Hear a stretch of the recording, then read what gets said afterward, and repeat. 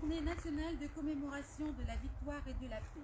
Compte tenu de la crise sanitaire, M. Van Brusselaar, président de l'UNC, suivi de M. le maire, M. Philippe Parzi, vont s'incliner devant le monument aux morts pour saluer les gerbes qui ont été déposées.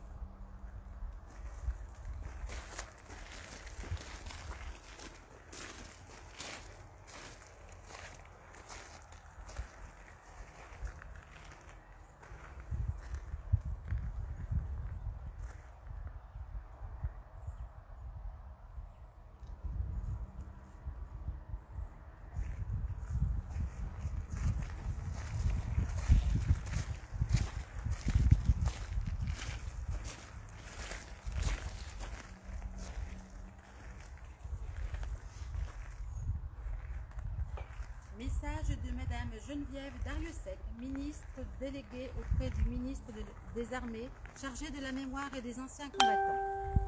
C'était il y a un siècle, ce 10 novembre 1920, la Grande Guerre est achevée depuis 2 ans. Dans la citadelle de Verdun, Auguste Tin, soldat de 2e classe et pupille de la nation, dépose un bouquet d'œillets blancs et rouges sur le cercueil d'un soldat. Un parmi tous les combattants des Flandres, de l'Artois, de la Somme, du chemin des Dames, de Lorraine, de la Meuse. Un de ces braves. Un des poilus qui participa à une interminable guerre. Un de ces Français qui œuvra à la tâche incommensurable de la victoire. Un parmi des milliers qui est devenu le soldat inconnu. Le 11 novembre 1920, le peuple de France l'accompagne solennellement sous les voûtes de l'Arc de Triomphe. La patrie reconnaissante et unanime s'incline respectueusement devant son cercueil en saluant la mémoire de tous les soldats morts sur le drapeau tricolore. Quelques mois plus tard, il est inhumé. Depuis 1923, la flamme du souvenir veille jour et nuit sur la tombe. Chaque soir, elle est ravivée pour que jamais ne s'éteigne la mémoire. La sépulture du soldat inconnu est devenue le lieu du recueillement national et le tombeau symbolique de tous ceux qui donnent leur vie pour la France. Cet anonyme représente chacun de nos morts et tous nos morts en même temps. Cette mémoire vit également dans chacune de nos communes, dans chaque ville et village de France, dans chacun de nos monuments aux morts, dans chacun des cimetières, dans nos mémoires familiales. Elle vit dans l'œuvre de Maurice Genevoix, qui entre aujourd'hui au Panthéon. Le président de la République l'a souhaité en l'honneur du peuple de 14-18. Maurice Genevoix n'entre pas seul dans le temple de la nation. Il y entre en soldat des éparges, en écrivain et en porte-étendard de ceux de 14. Il y entre avec les millions de frères d'armes, ce dont il a immortalisé le souvenir, l'héroïsme et les souffrances. Il y entre avec toute la société, de la première ligne à l'arrière, mobilisée face à l'adversité et qui a tenu avec une admirable endurance. 8 millions de soldats combattirent sous les couleurs de notre drapeau. Aucun d'entre eux ne revint totalement indemne. Des centaines de milliers furent blessés dans leur chair comme dans leur âme. 1 400 000 tombèrent au champ d'honneur, nous ne les oublions pas, inlassablement nous les honorons. Chaque 11 novembre, la nation rend également un hommage solennel à tous les morts pour la France, ceux d'hier et ceux d'aujourd'hui. Chaque année, nous rappelons leurs noms. Chaque 11 novembre est un moment d'unité nationale et de cohésion autour de ceux qui donnent leur vie pour la France, de ceux qui la servent avec dévouement et courage. En ces instants, au souvenir des événements passés et aux prises avec les épreuves de notre temps, nous nous rappelons que c'est tout un peuple uni et solidaire qui fit la guerre, qui la supporte et en triompha.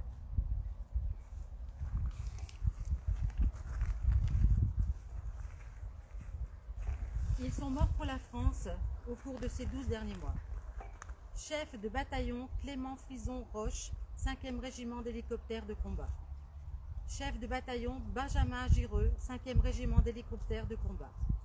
Chef d'escadron Nicolas Méjard, 5e régiment d'hélicoptères de combat.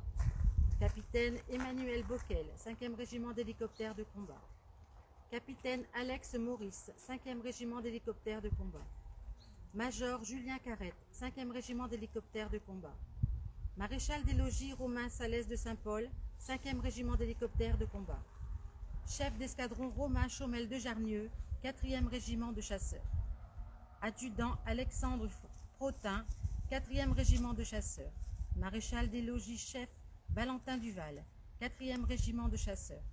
Maréchal des logis chef Antoine Serre, 4e régiment de chasseurs. Adjudant Jérémy Lezy, 93e régiment d'artillerie de montagne. Adjudant Andrei Djouk, 2e régiment étranger de génie. Caporal-chef Volodymyr Ribonchouk, 1er régiment étranger de génie. Brigadier-chef Dmitro Martaniuk, 1er régiment étranger de cavalerie. Brigadier Kevin Clément, 1er régiment étranger de cavalerie. Brigadier Tojo Assina Razafa Salama, 1er régiment de hussards parachutistes. Maréchal des logis Andy Fila, 14e régiment d'infanterie et de soutien logistique parachutiste. Maréchal des logis ST, 1er régiment de hussards parachutistes. Brigadier Arnaud Volpé, 1er régiment de hussards parachutistes. Pour tous nos morts pour la France, observons une minute de silence.